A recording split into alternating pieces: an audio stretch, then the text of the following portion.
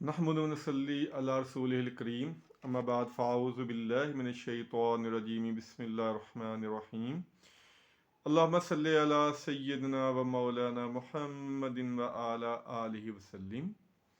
हदीस रसूल सल्लल्लाहु अलैहि वसल्लम चैनल पे सबको खुश आमदेद। आज हम हदीस की रोशनी में सूद लेने वाले का जो अंजाम है या जो उसकी सज़ा है उसके बारे में बात करेंगे। सूद हम ले तो लेते हैं, हमें पता भी नहीं चलता, कुछ तो जानबूझ के भी लेते हैं, तो उसका जो अजाब है, जो गुनाह है, वो हम देखते हैं कि क्या है। पहली रवायत इब्ने माजा से है, 2784 नंबर है इसका, 2784। और हज़रत हंज़ला रज़ी अल्लाह ताला अन्हो ये इसके रावी हैं कि नबी पाक सल्लल्लाहु अलैहि वसल्लम ने इरशाद फरमाया, जो शख्स जानते हुए उसे पता है कि मैं ये सूद ले रहा हूँ, अगर वो एक दरहम भी सूद खाता है तो ये 36 मरतबा ज़िना करने से ज़्यादा संगीन जुर्म है। आप ज़रा अंदाज़ा करें कि अगर एक दरहम भी लेता है कोई शख्स, उसे पता है कि मैं ये सूद ले रहा हूँ, तो ये 36 मरतबा ज़िना करने से ज़्यादा संगीन जुर्म है। अंदाज़ा करें इसकी इसकी गलाजत, इसकी नहूसत कितनी है सूद की, कि एक दो दफ़ा नहीं, 36 मरतबा। और जो इसके आगे एक रवायत है वो इब्ने अब्बास रज़ी अल्लाह ताला अन्हु से है कि नबी पाक सल्लल्लाहु अलैहि वसल्लम ने इरशाद फरमाया, जिस शख्स का गोश्त हराम से तैयार हुआ तो आग इसकी ज़्यादा हकदार है। यानी जो हराम कमाई खाते हैं वो आग में जाने के ज़्यादा हकदार हैं। और जो अगली रवायत है वो तो नहायत ही खौफनाक है, नहायत इबरत हासिल करने वाली है। और ये रवायत है इब्ने माजा की ये भी, और रावी हैं हज़रत अबू हुरैरा रज़ी अल्लाह ताला अन्हो। तवज्जो से सुनिएगा। नबी पाक सल्लल्लाहु अलैहि वसल्लम ने इरशाद फरमाया, सूद के गुनाह के 70 हिस्से हैं, 70 दर्जे हैं सूद के गुनाह के। इनमें सबसे कम तर गुनाह जो है वो ये है कि आदमी अपनी माँ से निकाह करे या माँ से जमा करे। ज़रा इसकी नहूसत में बार बार कह रहा हूँ, ज़रा सुनिए गौर से कि सूद लेने का जो सबसे कम गुनाह ये है कि आदमी अपनी सकी माँ के साथ जमा करे। अब इससे ज़्यादा इबरत हासिल करने के लिए हमें कौन सी रवायत चाहिए कि हमें को थोड़ा सा सबक मिले। अल्लाह ताला हमें हिदायत नसीब फरमाए।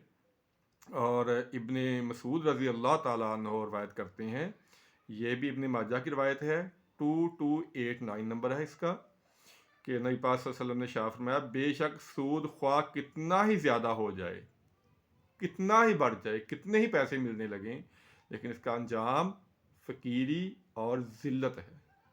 वक्ती तौर पे आपको लगेगा मेरे पास बहुत पैसे आ रहे हैं, इसका अंजाम दुनिया में ज़िल्लत और आखिरत में जहन्नम और आग है। और अबू हुरैरा रज़ी अल्लाह ताला अन्हु रवायत करते हैं कि नबी पाक सल्लल्लाहु अलैहि वसल्लम ने इरशाद फरमाया कि मराज की रात में कौम के पास आया जिनके पेट घरों की मानंद थे, बहुत बड़े बड़े थे उनके पेट, और उनके पेटों से सांप बाहर निकल रहे थे। उनके पेट बहुत बड़े बड़े थे और उनसे सांप बाहर आ रहे थे। मैंने कहा, जबरील ये कौन है? तो फरमाया, सूद खोर। यानी सूद का ये अंजाम होगा कि उसका जो गुनाह है वो 36 गुना ज़िना करने से, अपनी माँ के साथ जमा करने से भी ज़्यादा है, और अंजाम उसका आग है। और उसके जो सूद खोर होंगे उनके पेट उस दिन मकानों की मानंद होंगे, बहुत बड़े बड़े होंगे, और उनके अंदर सांप होंगे। ये है सूद लेने का अंजाम। अल्लाह ताला से दुआ है, अल्लाह ताला हमें सूदी कारोबार से महफूज रखे, अल्लाह ताला हमें सूद से बचाए। ये जो सूद की लानत है ये आदमी को कहीं का नहीं छोड़ती, दुनिया में भी और आखिरत में भी। लेकिन बदकिस्मती से हमारे माशरे में आज किसी न किसी तरह हर बंदा इसका शिकार हो चुका है। ये मैं अपनी तरफ से नहीं कह रहा, ये अबू हुरैरा रज़ी अल्लाह ताला अन्हु की रवायत है कि नबी पाक सल्लल्लाहु अलैहि वसल्लम ने इरशाद फरमाया, ये रवाह अहमद में भी है, सुनन नसाई में भी है, और इब्ने माजा में भी ये रवायत मौजूद है।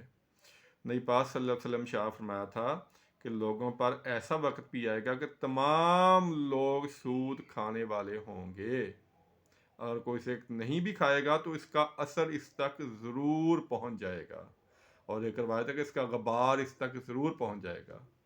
آج ہمارے معاشرے میں یہی حال ہو رہا ہے کہ اگر ہم ڈائریکٹ نہیں لے رہے، اگر ہم بچے ہوئے ہیں، تو انڈائریکٹ کسی نہ کسی طرح ہر بندہ اس سے غبار اگلتا ہے۔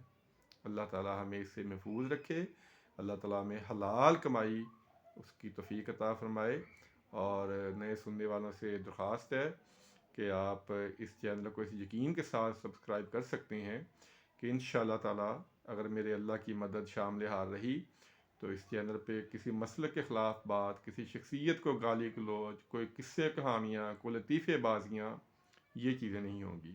انشاءاللہ تعالیٰ صرف حدیث رسول اور شرعی مسائل ہوں گے۔